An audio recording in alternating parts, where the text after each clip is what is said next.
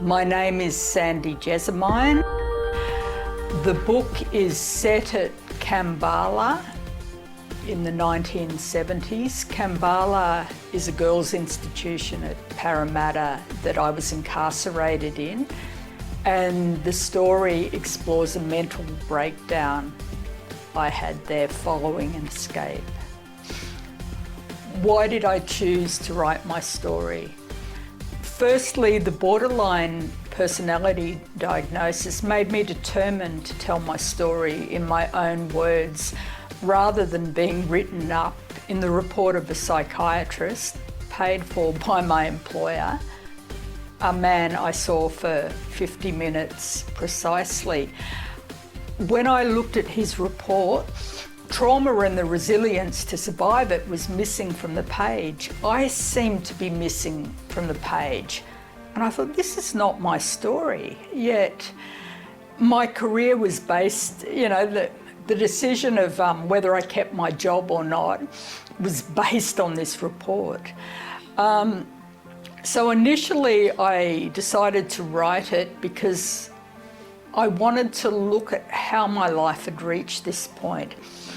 However, as I began to write my story, it didn't only become about me, it was about social justice and showing the injustice of young girls who were traumatised and had often experienced sexual abuse, even sexual assault, being thrown in jail, yeah, and looking at the treatment and how we were perceived and the long-term impact of that. I called it borderline because I often live a borderline existence that has nothing to do with the label borderline personality disorder.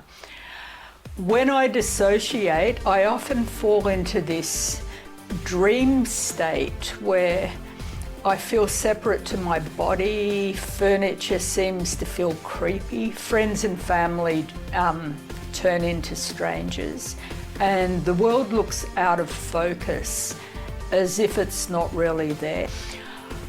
What I learnt about myself from writing my story was that my normal, or apparently normal, day-to-day self is actually a dissociated part of my personality and not my real self.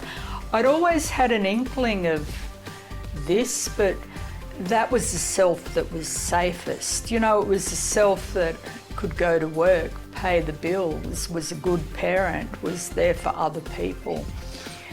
The self that was grounded.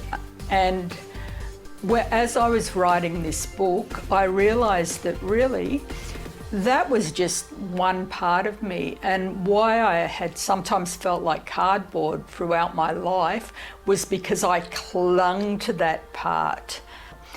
I learnt that going insane was the sanest thing I ever did.